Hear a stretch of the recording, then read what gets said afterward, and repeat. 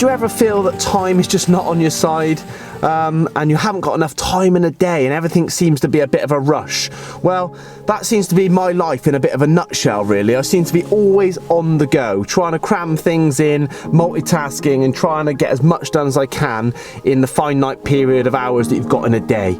Now, I might be bonkers, but I'm back in front of the camera and I'm just about to embark and record it at the same time, actually, a blog that's going to take me into what I class as a bit of campaign style fishing. Now, anyone that knows me personally will know that that's the sort of fishing I enjoy. That's the sort of fishing I really like to get my teeth stuck into. And what I mean by campaign angling is focusing on one water. Usually it's a low stock water with not many fish in there, and I can quite possibly go all year without getting a bite. I've been doing that style of angling now for a while. I just really enjoy that style of angling, maybe focusing on one fish, etc. It's not for everyone, I appreciate that. This vlog is certainly not going to be full of big carp, I know that for sure. I'm just about to embark on a new campaign. It's well into October now, it's cold, it's not the time to be starting on a new campaign, especially on a low stock water. So for the purpose of this vlog, I'm going to call this campaign the Predator Pit.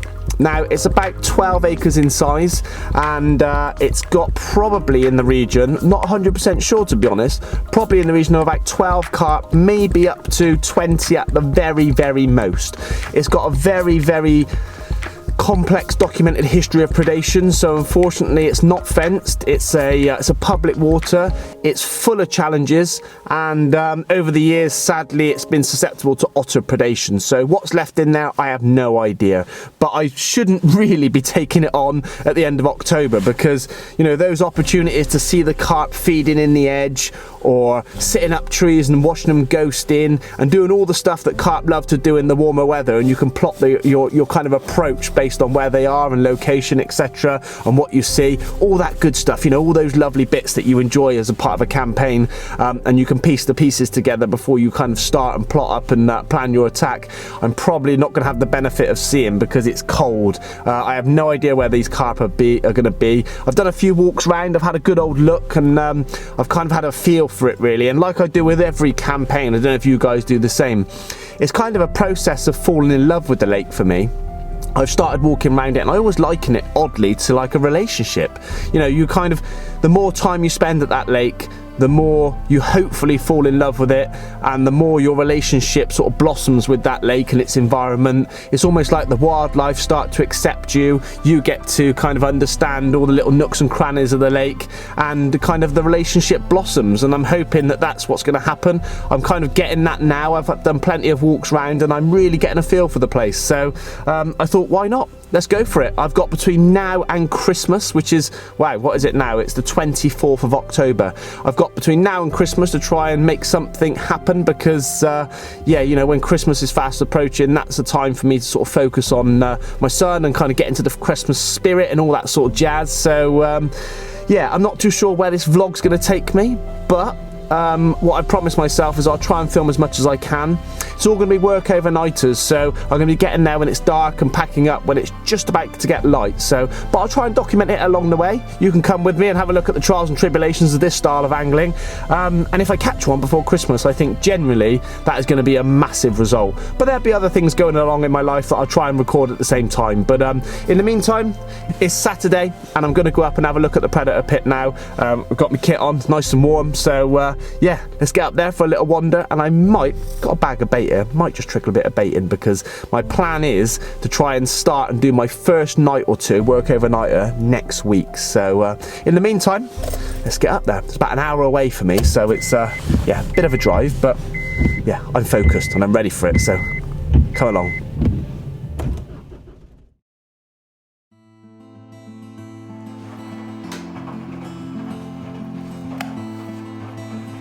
I got a call this morning and something pretty monumental has happened to start my week.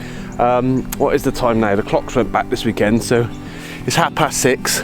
Obviously it got a little bit lighter this morning because the clocks have gone back, but Ben Smith, my good mate from, wow, I don't know how long ago, since we were about 12 and now we're, well, 40 pounders really, not gonna sort of dwell on the age thing, has caught a brace of carp this morning that really has kind of yeah, has kicked off the week in true style. Now, a big carp to me is still £20, you know, that is a big carp. A £30 carp still feels a huge carp. Carp fishing has changed drastically over the years.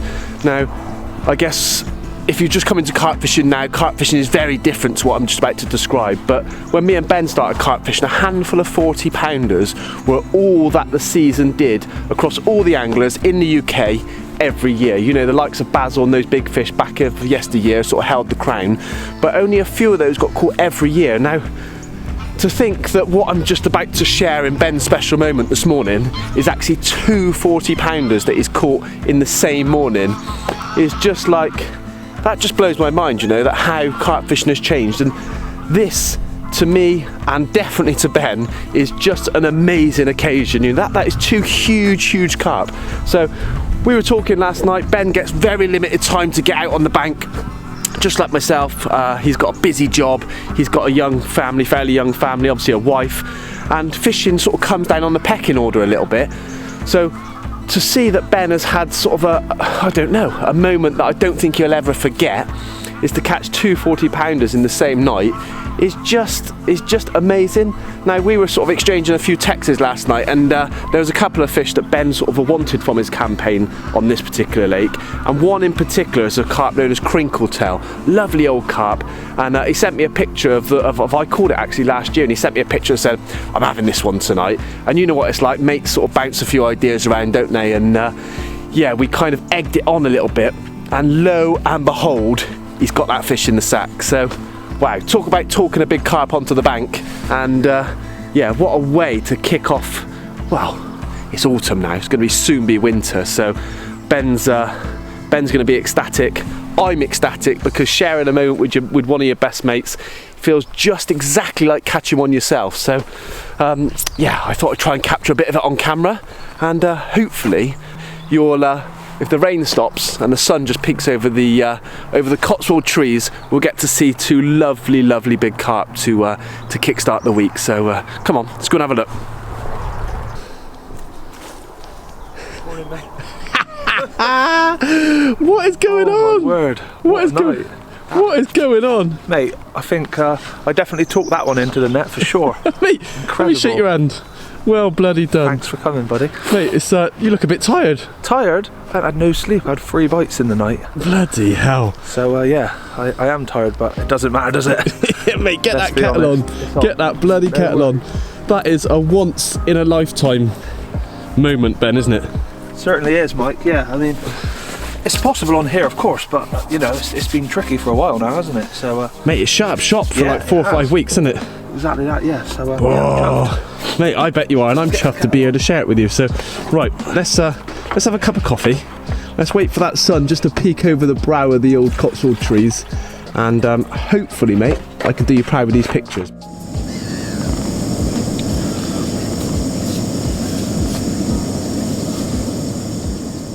Talk about a pot of gold at the end of the rainbow.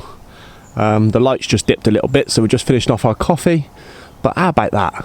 One of the beautiful wonders of the world, and it's absolutely shining directly down on the spot where Ben has struck gold and got a couple of 40-pounders. Beautiful. Mate, that's amazing, isn't it? Yeah. That is just fantastic.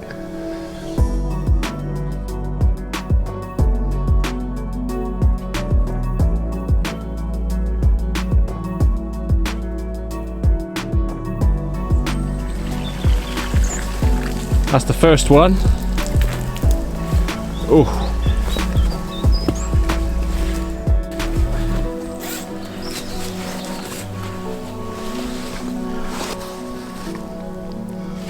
Single scale, as you'll see, is the perfect name for this carp because it's very, very unusual to have a carp with one big scale smacking his flank like a huge sovereign. So, yeah, it's a unique carp, chunky. Really, really compact, isn't he, Ben? Yeah. And he's going to give you a... Oh, he looks beautiful, Ben. That is absolutely stunning. Look at that. Just bear with me. Yeah. I can hold him here because my back's not in half. Oh, Ben. That looks beautiful. We're going to get some lovely shots. He's glowing. Also.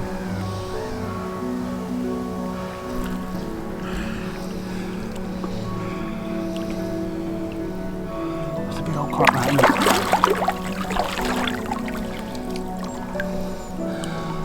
My back is in bits. That's cold as well, that water now. Right, we've just put the first one back. I don't want any moaning, Smithy. That your back's hurting. Oh, my back's hurting. Got another 40 pounder to lift. Oh no, me back. That's what he's been like. He's been alright moaning, Mary. So we just got him doing a few star jumps, a few lunges and a little bit of yoga before this one, so we're ready to go, aren't we? Yeah, I hope so. Do you reckon? Yeah. Right, I'm going to turn this off, get ready, get the mat wet, and I'll meet you just above the mat, Ben, alright? Yeah, no worries.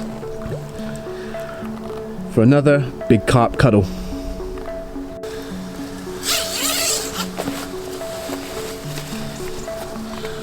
Yes. Glowing. No, it's the one.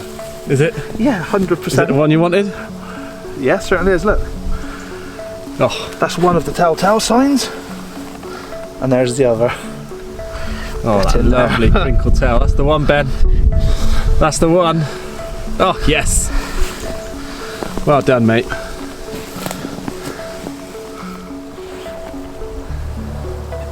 Look at him. Tail up a little bit, Ben. That's it. Perfect. Absolutely lovely, Ben. That's the one I wanted. That's the one, wasn't it? Yeah, real chuffed with this one. Oh, the sun keeps bouncing in and out.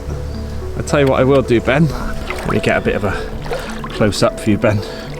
Because he's got a lovely overslung mouth. Yeah, go on, Ben. Let him go.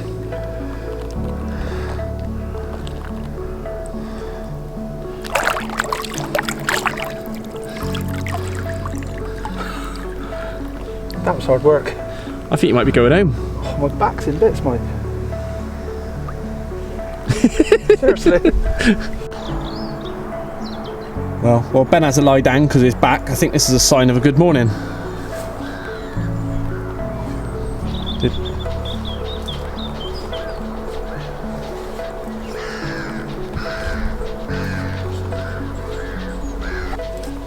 Well, Ben's come out well.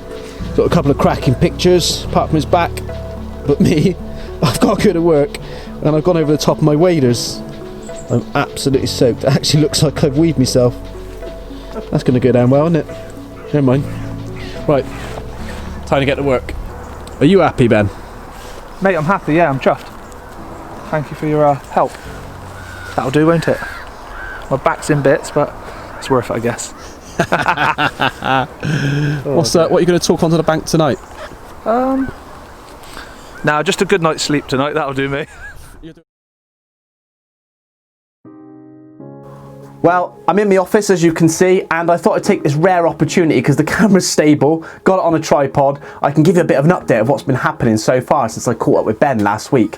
Now, filming yourself is a logistical nightmare, isn't it? If you're anyone that's ever done a blog on their own and they haven't got the luxury of a film crew or a couple of anglers helping them filming, it's a nightmare. So I'm going to take this rare opportunity. The camera's still, I'm not holding it at arm's length, so I can give you a bit of an update of what's been going down since I caught up with Ben last week. So it's all been centered around prep. So any campaign like this on a low stock water for me, it's always, all my time is given to the preparation before I even wet a line. So I've continued to walk. I've walked every other day. I've walked in the evening, and I've walked even, you know, when it's really, really late in the night, just to see if I can hear anything, see anything, and unfortunately, been very, very quiet. So I've taken the opportunity to put a bit of bait in two areas of the lake as basically backup spots, really. I want something to go on if I don't see any fish. So I've trickled a bit of bait into both of those areas now over the last couple of weeks, every other day. Not much, probably about half a kilo of whole baits and some crumb. They've seen a bit of bait now, and I've seen a few tench rolling over the spot, so something is active, fingers crossed. Now, the plan is I'm going to do my first night this week. I'm going to get up really early tomorrow, hopefully about 5 o'clock, be out the door, go and sit on the predator pit and watch the sunrise before work. And if I can see anything on any of those areas, then that's where I'll do my first night. If I don't, I'm going to have to take a punt and have a guess, really. But either or, I'm really looking forward to waking up, having my first cup of tea, you know, as the sun rises on a new campaign, new lake, and just getting to absorb that first dawn. You know, it's full of anticipation. A little bit of bait's gone in on the spots. Although it's freezing cold and the water clarity is gin clear and I haven't seen anything, you know, as an angler, you have to have anticipation and you have to have confidence, don't you?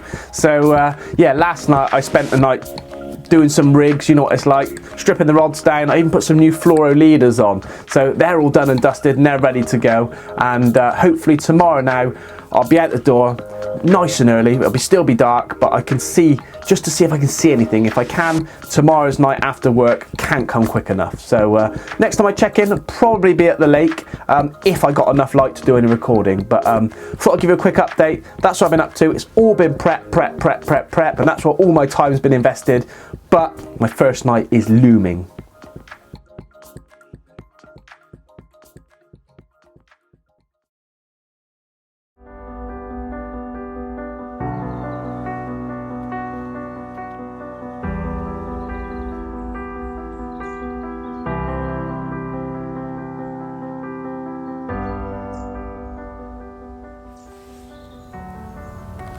Well, it's a good morning. It is a good morning. I am so pleased to be checking in on only my second night of the campaign, and I've got one just in the sling there, just waiting for my mate Dave to pop in to do some photos.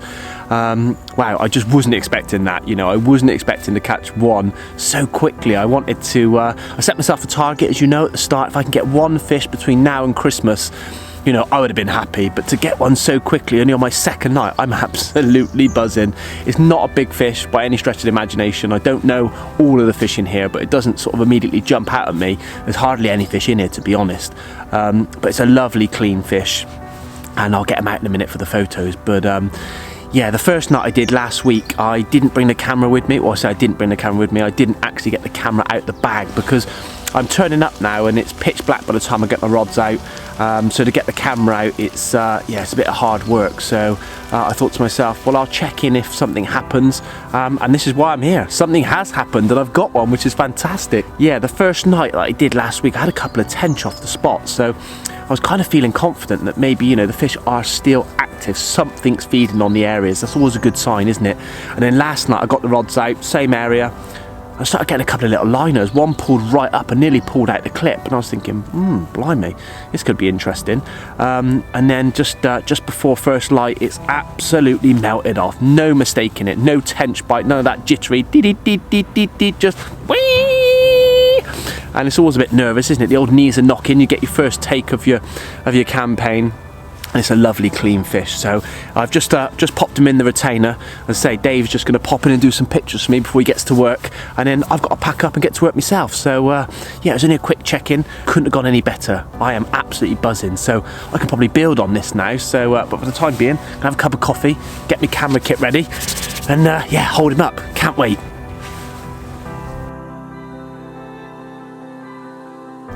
Well, a couple of nights into the campaign, just see the leaves are falling. All the trees are looking rusty and brown now. And to be fair, it's a really low stock lake. I wasn't expecting a catch one so quickly, but it's always nice for the confidence, isn't it? You can build on that as I go into the winter now. It's been a bit of a challenge. I was thinking that maybe the task in hand was a little bit too much, but yeah, to catch one after a couple of nights, crikey, I'm buzzing with that. It's always nice when you get one, you don't actually recognise it, so even better.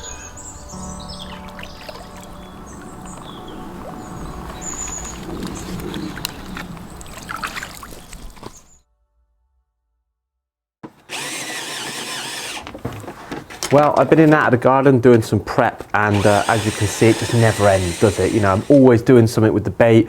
I'm always tweaking about with some rigs. Catching that fish last week, I could have actually stayed an extra night, but I decided against it because I've always found in the past, sort of overfishing the area without putting a bit more bait in has actually been detrimental to my results. So I've come away. I'm going to put a bit more bait in. I'm going to go up, and I put some in last week and I'm going to put some in today. It's the weekend. Hopefully there's nobody fishing. Definitely wouldn't put any bait in if anyone's fishing definitely not, wouldn't even consider it. But if nobody's fishing, I'm going to trickle a bit more bait in, and I'm going to put one more bit of bait in, and I'm going to fish next week. So fingers crossed, that's the plan. I've managed to crumb up some bait, got some crumb and some whole baits there in the old chopper. That always saves a bit of time, put the drill on the side of it. But one thing I always do as well, I don't know if anyone fishes overnighters like myself, but one thing I always fallen foul to is the performance of either your line or your braid on your reel. So what I do before I go fishing for the night is I always soak sweatbands in water. Now it might sound a bit crazy, not oversaturate them, just put a bit of water on them, get them sort of to a soggy point but not dripping wet, and I put them over my reels a few hours before I go fishing. So just slot them over the spools, and what happens then is that soaks into the spool and either gets the mono nice and limp, and obviously it can sink a bit better, or in my case when I use braid it just helps it perform, because it's sod's law, doesn't it? If you're like me doing an overnight or a week, by the time you're reeling in the morning your mono or your braid is performing perfectly, but when you get there it's either floating or it's coiled up. But putting those wet sweatbands over the spools are a real good tip, so anyone that does overnighters like me, definitely advise that. But anyway, that's tip of the day. In the meantime, gonna get this bait, get me wellies on, and get back up there and trickle a bit of bait in, and I'll check in next week when I do my next night. But fingers crossed, if last week's anything to go by, I'm feeling quietly confident. So see you in a bit.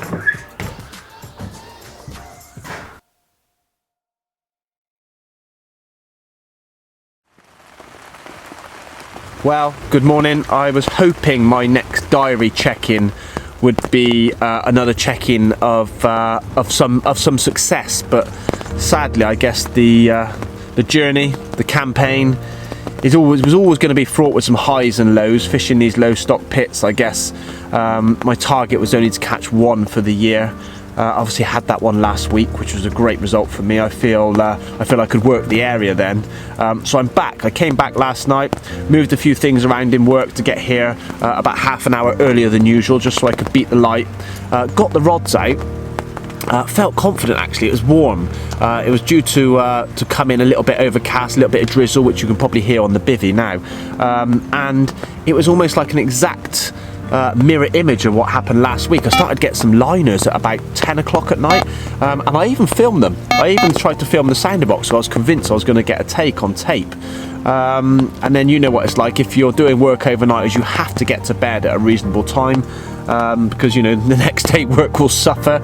So I managed to get into bed at about 11 o'clock, and then about 1:45 the liners every hour were still happening, just beep beep, just up and then sort of down again, just the odd couple of little tweaks, and I'm thinking, you know, something's happening out there again. And lo and behold, I've had a take at about 1:45, real nice slow tick tick tick tick tick tick tick tick tick tick, you know, the perfect take really, a textbook take. I've lifted into it, and I'm playing what is a very slow fish, just plodding off to the right. And I've played it over and over in my head in terms of how I'm going to play fish from this area. I knew where the weed was sitting, and it was about, I don't know, 60 seconds into the fight, I realised something was going wrong. So the fish is going off to the right, but my line is going off to the left on a kind of seesaw action. And I can see the fish sort of going off this way in the moonlight and sort of boiling up.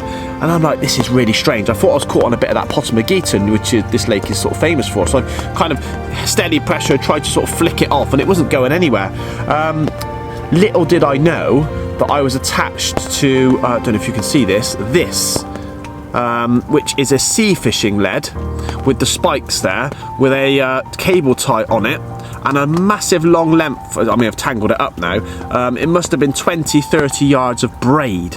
So this is attached to my line down to the left, tangled up in the weed, and believe it or not, all in this braid was loads of crayfish, really strange. And this was now sliding down my line, tangled up, and it's sort of almost used as a discorder and popped the hook out, which I'm absolutely gutted, because what I did is I ended up reeling this in, a real big tangled mess of weed, crayfish in the braid, and this contraption here, which was obviously dragging along the bottom and my line.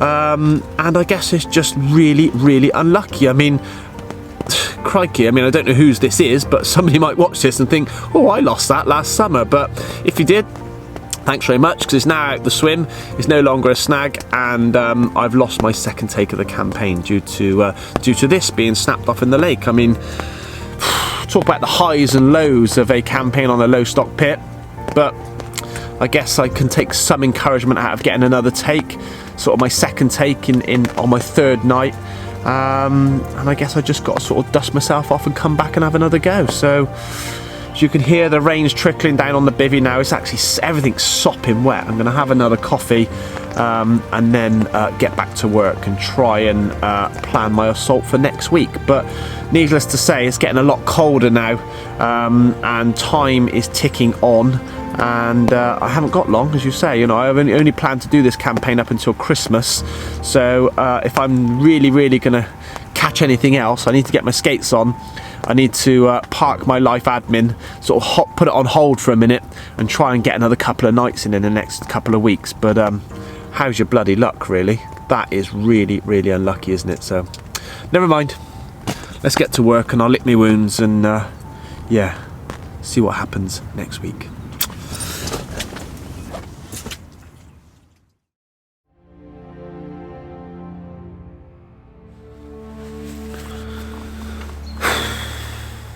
Well, as you can see, yeah, I look a bit bleary-eyed this morning.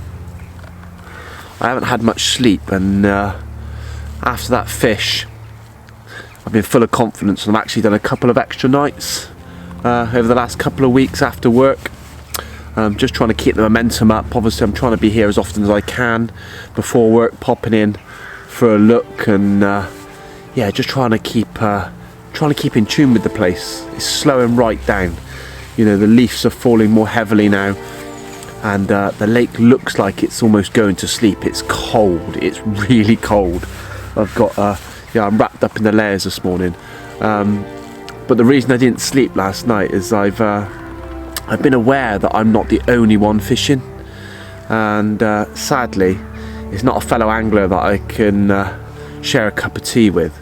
It's an otter, and I was acutely aware, because of the history of this lake, that it was a very high risk to try and want to fish this place in the winter, because it's well known that this is kind of otter stomping ground. Sadly, the lake has got a documented history of predation. A lot of the old fish and some of the big ones actually fell foul to otter predation and otter kills. It's a really sad dynamic. As an angler, you know, as a conservationist, I want to see these otters. They're lovely animals, but you know, it's a hard pill to swallow when you see them on a lake, and obviously this lake's not fenced, and it's yeah, it's a really difficult one to accept, because you feel helpless. You know, I feel helpless here. It starts off, I'm familiar with the signs. You know, it started off last night with the otter. I heard it at about 8 o'clock. It started off with the pheasants calling in the copse around here, and sort of almost like a danger call. And pheasants are really good at that. You know, when they know that danger's around, or there's a hunter around, say a fox, or in this case an otter, they start letting out that call. And I recorded it last night because it was so loud. And then I heard it come into my left. There's a stream that runs along the side of this lake, and I heard it come in. It almost as if it's sort of cleaning itself, and it was snorting out water out of its nostrils. That's another giveaway with the otter. If you ever hear a kind of sound where it's like, it kind of comes up and sprays water out of its nostrils. So I heard that in the corner, and then lo and behold, it popped up right in front of my rods, almost saying, as if to say, you know, what are you doing here? You know, this is my territory, and I'm the one who should be fishing, not you. And it popped up just there. And so for the remainder of the night, because it was really flat calm, it was cold last night, really cold, there wasn't a breath of wind. It's really flat calm, and I just seen it porpoising all around the lake, coming up. And then what you do hear, because again it's very quiet, I heard it crunching crayfish. It's almost like standing on pea shingle gravel, crunch, and that was kind of echoing around this little this little protected area where there's not a lot of noise. So yeah, I've known it's been here all night, and yeah, I actually heard it thinking about it the previous night I did last week. So yeah, I don't know, it's a real shame. I'm a little bit gutted, you know, after catching that fish, and thinking that I can maybe work this area, maybe work another bite. It's really evident that Otter's using this little slipway to come into the lake and that stream. So yeah, I don't know, I'm gutted. I'm absolutely gutted, because the last 2 nights when the Otter's been in hunting, the lake has gone absolutely dead. You don't even see a little ripple, a tench, a roach, nothing. I think because this lake's been predated on so often and over so many years, I think the fish know when the hunter's in here, and they just sort of go scared. Where they go, I don't know. Hopefully they go to a sanctuary to protect themselves, but oh man, I'm just up against it now, because you know, you're not going to get I feel I'm not going to get a bite. I'm not going to get a bite while that Otter's about. So well, it's a slow pack up for work. I'm going to have a coffee, and then I have to have a sort of reassessment of my campaign, because while that Otter's around, although it's a lovely sight, I'm not going to catch much, if anything at all, because those fish will run scared and they'll be tucked up somewhere. And to be honest, you know, it's demoralising, isn't it? It's demoralising. I don't want to see or have to share this winter campaign with you know, with a hunter that comes in every night looking for the same carp that I'm trying to catch. And yeah, it's absolutely gutting. And in fact, I've got a funny feeling that I can catch a little bit of this Otter on tape, because he's still about now. I've seen a sort of, he was over there just as the light peaked up, and then he came across the back over there. So if I'm quiet enough and I turn this off, I've got a funny feeling I'm going to catch him on tape, because he's not shy, put it that way. He's not shy, and a lot of these otters that sort of appeared in the Cotswolds, I've got a really sneaky suspicion that they were illegally reintroduced and possibly hand-reared, because there were so many of them appeared at one time. Now, I don't know if that's factually correct or not, but there were so many appear in the Cotswolds about 10 years ago that, you know, that couldn't have been a natural breeding program where they just appeared. They you know, at the end of the day, there were so many. So you know, I've got a sneaky suspicion that they were reintroduced, and this one has almost no fear of humans, which, for an otter, that is not right. That is not right. You know, otters should be nocturnal animals. They should hunt in the night, really, if you read the textbook, and then they should disappear. But yeah, not this one. This one seems to be pretty okay with the public and humans. So yeah, time to reassess, and I'll check in when I've had time to reflect on the last couple of nights. And yeah, in a minute I'll show you exactly how this otter's coming in and why this is otter territory, because it's got everything. Everything is aligned with almost the otter feeling comfortable coming into this lake every night. So what to do?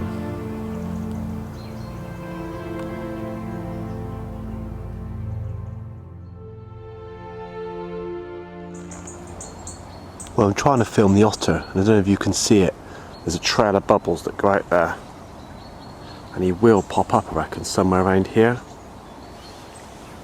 There's a massive plume of bubbles just there, so usually that's a bit of a giveaway. But he's not coming up for breath. He's hunting and then going back into this bush to my left.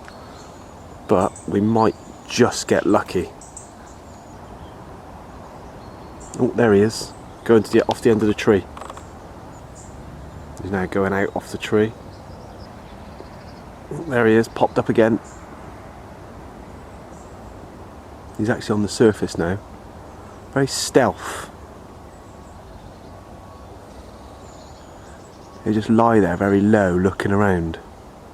Oh, he's looking for me, I know that. I think he can smell me. Oh, he's coming towards us, so I'm going to be quiet now. Oh, there he is, he's gone. Back hunting again.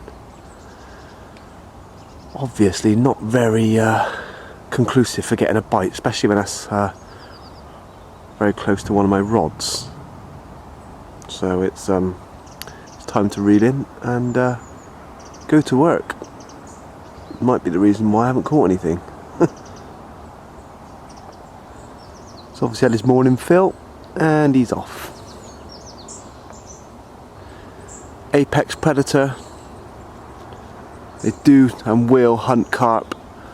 So despite it being a lovely sight, it's still quite sad that the carp having to run the gauntlet again this winter, because that big dog otter will certainly keep them on their toes. Bugger.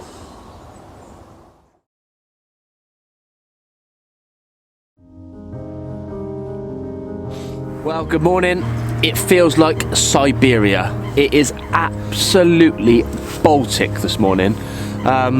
We've just had our first couple of frosts, so what seemed like only yesterday, when the mornings were a lot warmer.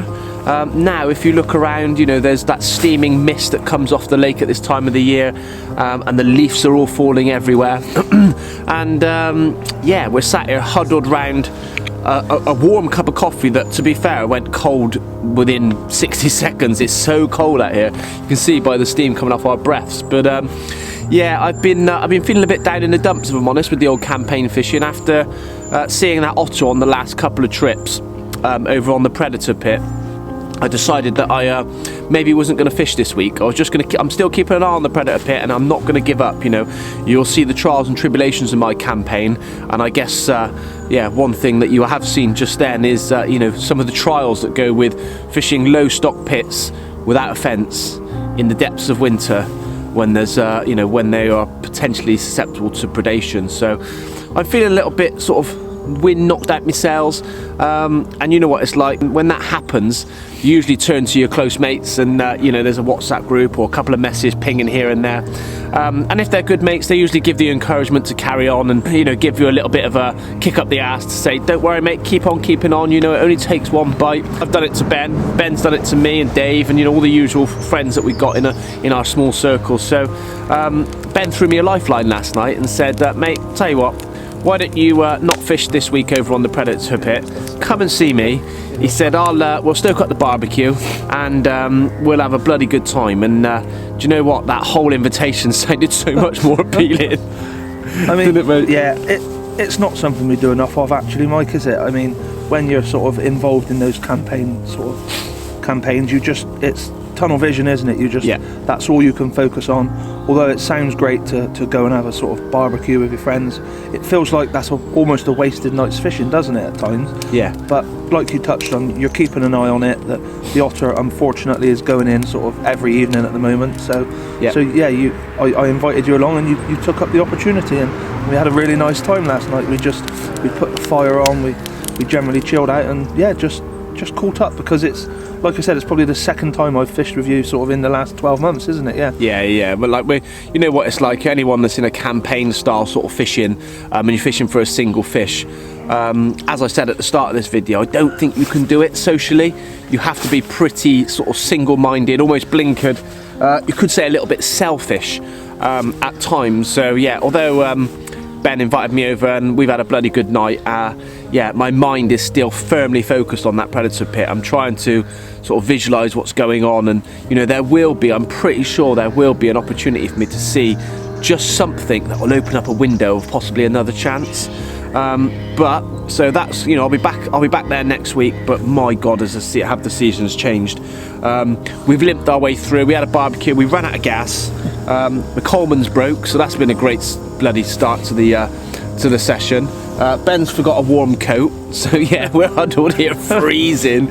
I don't know how this has happened, but by hook or by crook, I managed to fluke myself a 35-pounder. So I guess everything happens for a reason, and maybe the old carp gods are feeling a bit sorry for me with the trials and tribulations I've got over on the predator pit. But he's just there, he's in the sack. I'm just trying to warm my hands up before I get him out, and we'll get to see him and get a few pictures, because I know just even holding that carp is going to be freezing. So thank you, mate. That's very kind of you to invite me over. Mate, it couldn't have gone better. I just hope that our chats and the fact, like you said, you've caught one, sort of inspires you to go again between now and Christmas, because I'm sure it's going to be tough, but you just need sort of one small window of opportunity, don't you, to make you think that, do you know what, I am going to carry on. And I'm sure that, I know you fish hard, and you're gonna keep going anyway, and I hope you get your sort of just rewards.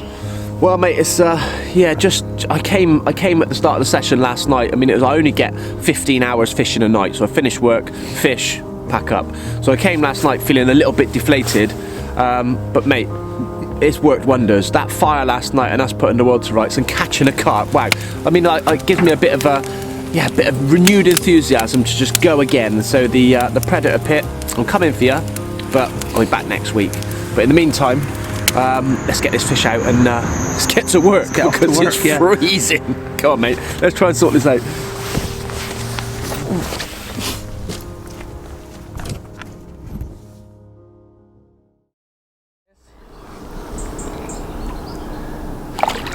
And there's the old sack float, which is really important. You know, if you're going to sack a fish up, he hasn't been sacked long, but if you're going to sack a fish up, make sure you've got something that's visual, because yeah, that sack float, in the event of, not that it ever will, but you never know, you know, you think a rat could chew through that, couldn't it, which is highly unlikely, but that would make sure that it would be completely safe at all times. So right, let's go for it. Oh Ben, it's going to be cold.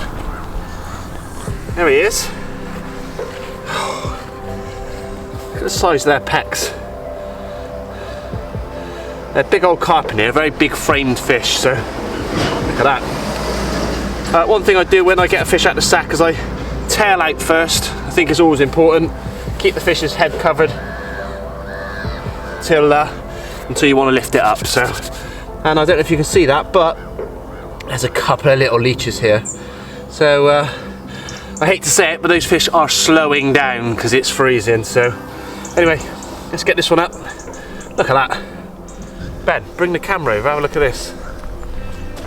Look at that.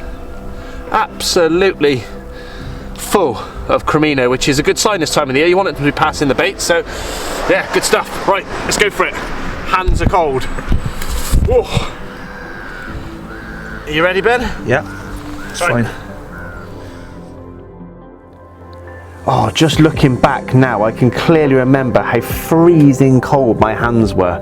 They were like blocks of ice, but crikey, it was worth it. I can remember the fish, it was really thick set, clearly a male carp. It had a real thick set tail, real thick set fins, actual big paddle pecs. It was no surprise it gave me a right old run around that morning. And what was quite unusual, it had some white trimming on the edge of its fins and pecs.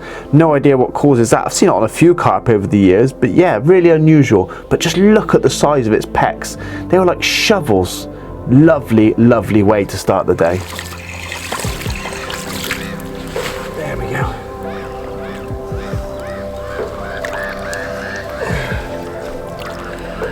Off you go. Go on, boy.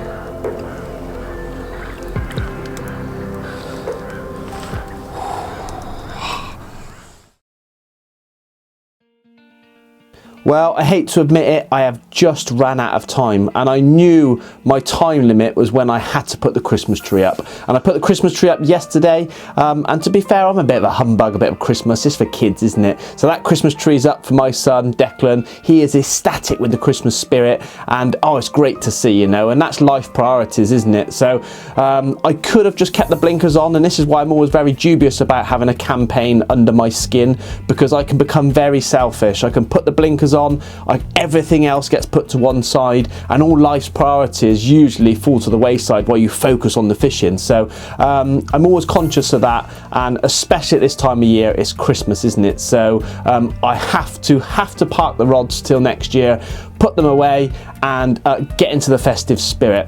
But before I go, there is just one little fishing trip which I cannot fail to include in this diary piece. And although the predator pit sort of fizzled out, I've done another couple of nights after I caught that fish from the different lake, and sadly the otter was there every time.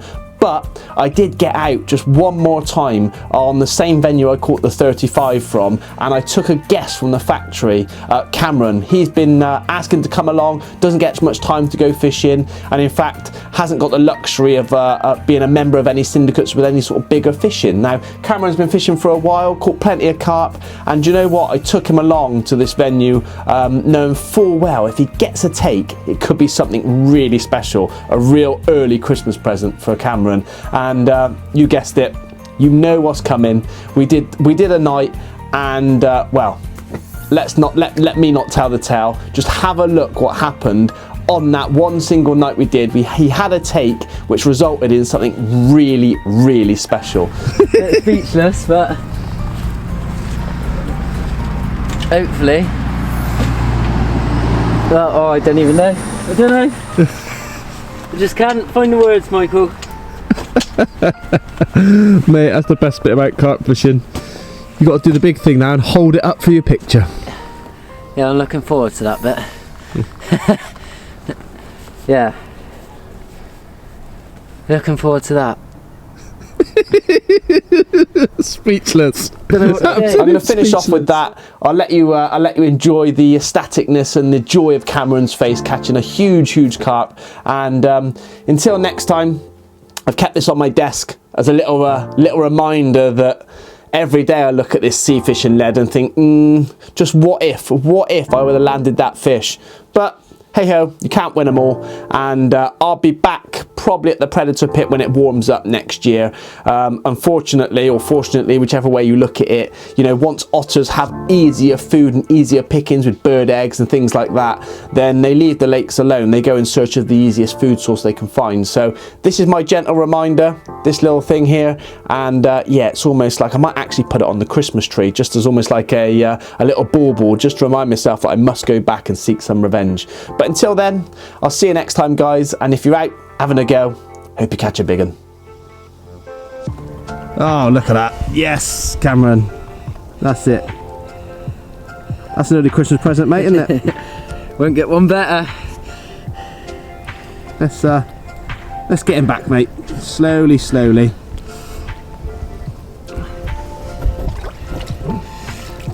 That's it, stay there. That's perfect.